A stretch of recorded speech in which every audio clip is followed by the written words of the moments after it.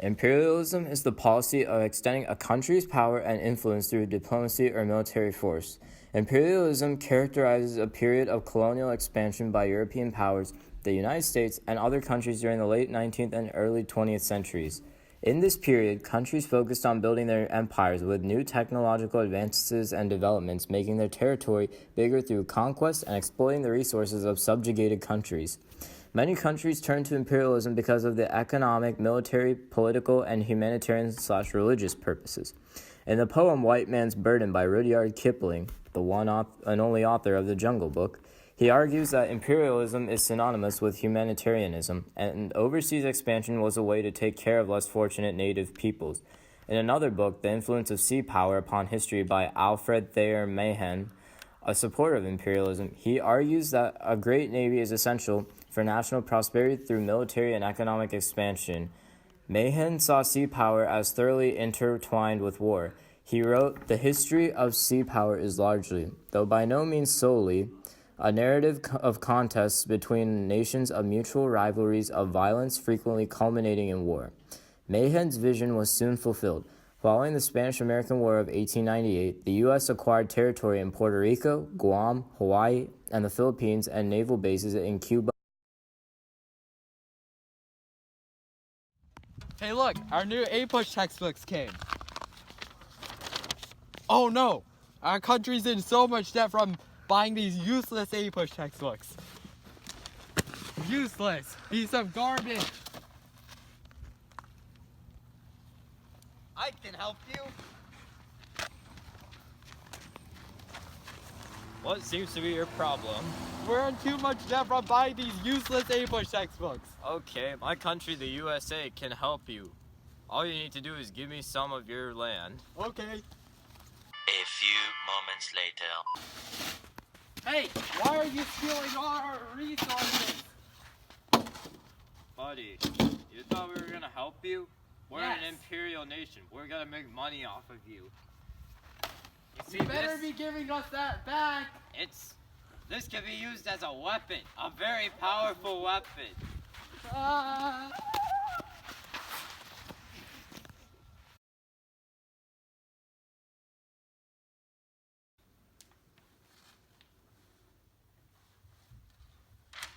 Oh, I see. So you must be a Cuban?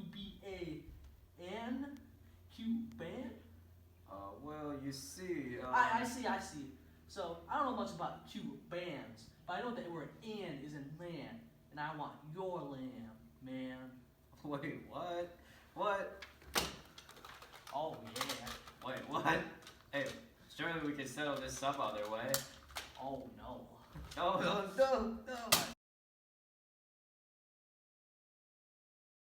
The Spanish-American War was caused by the growing of nationalism, which called for the country to have a strict foreign policy. Many citizens wanted America to become a world power alongside the imperialist nations of Europe. Matters were made worse by the Yellow Press, who promoted war fever by featuring bold and startling headlines of crime, disaster, and scandal. On February 15, 1898, the U.S. battleship Maine was anchored in Cuba when it suddenly exploded, killing 260 Americans on board. The Yellow Press accused Spain of purposely blowing up the ship, even though it was concluded to be probably an accident. They presented misleading headlines such as "Crisis is at hand" and "Destruction of Maine was work of an enemy." U.S. newspapers and kept on clamoring for war, and McKinley eventually yielded to the public pressure in April by sending a war message to Congress. He offered 4 reasons for the United States to intervene in the Cuban Revolution. A. To put an end to the barbarities, bloodshed, starvation, and horrible miseries in Cuba. B. Protect the lives and property of U.S. citizens living in Cuba. C. End the very serious injury to the commerce, trade, and business of our people. And D. End the constant menace to our people arising from the disorder in Cuba. Oh, hello. Hey look, Daddy. it's a Mexican, No. Cuban, No. Spaniard, No. same thing. That's No. preposterous. No. Declare war. No. Declare war. No. Many months later. Victory in the Spanish-American War transformed the United States, a former colony, to an imperial power. Many Americans saw this development as a natural part of the nation's manifest destiny, the belief that expansion of the United States was both right and inevitable. Opposition to this role also existed. In June of 1898, the American Anti-Imperialist League was formed to fight annexation of the Philippines. Its members included former President Grover Cleveland, industrialist Andrew Carnegie, and the labor leader Samuel Gompers. A recognized war hero, Theodore Roosevelt instantly became credible as a political candidate. Roosevelt was elected governor of New York in 1898 and vice president of the United States in 1901. Meanwhile, the Spanish were forced to relinquish claims on Cuba and to cede sovereignty over Guam, Puerto Rico, and the Philippines to the United States. The United States also annexed the independent state of Hawaii during the conflict. In this political cartoon, the Cuban woman is standing next to Uncle Sam, holding hands. He appears to be leading her to the beach to show her that Spain is leaving. Spain, a defeated-looking man dressed in a pirate outfit, perhaps to signify Spain's plunder of Cuba, is on a departing ship. The Spanish flag is in tatters and dragging in the water. And machinery. Helping the colonized countries progress with the help of new technologies, there was an increase in food production and better health care. Education and scientific thinking was introduced and encouraged, and educational institutes were established. Also, policies like open trade policy, which protection of equal privileges for all countries, trade with China, and for the support of Chinese territorial and administrative integrity boosted the economy. It resulted in the exchange of new traditions, cultural ideas, and languages. With America bringing its influence to other nations, cultural ideas, language, food, religion, and other things were exchanged. This led to nations broadening their horizons. Your hand planting seeds? Try out this new machine. It can plant seeds way easier than my hand.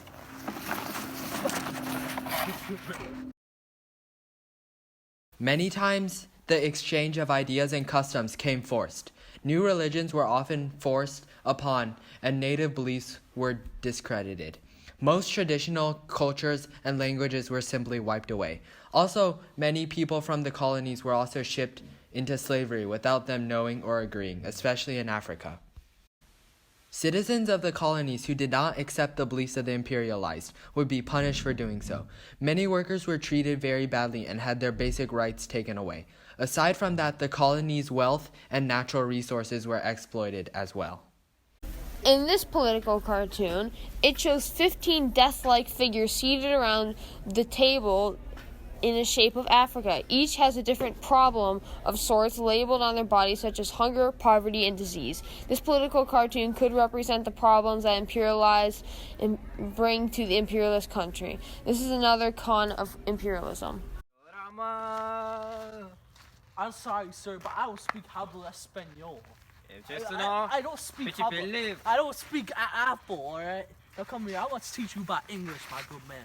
Now English is like apples and oranges on a tree trunk. It's all simple, really.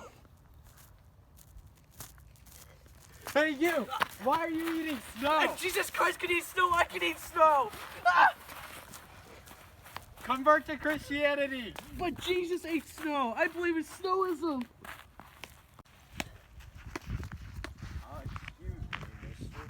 What do you think you're doing? I don't know. What am I doing? You're supposed to be working. You call that working? No. You have been subjected to death by hammer. What?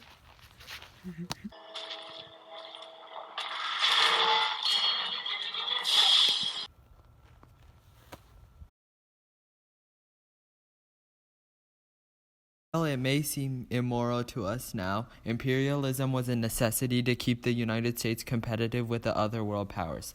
In those days, many strong countries were starting to form an empire, and if the U.S. had not, it probably would have been left behind and might have been seriously weakened. Obtaining colonies would not only provide an economic advantage due to the raw materials, but would also allow the U.S. to build military bases around the world, thus giving a militaristic advantage. When the U.S. saw an opening to gain colonies by going to war with Spain, they seized that opportunity. Therefore, as a result of the Spanish-American War, the U.S. was able to gain colonies, become an imperial power, and assumed its place as a world power.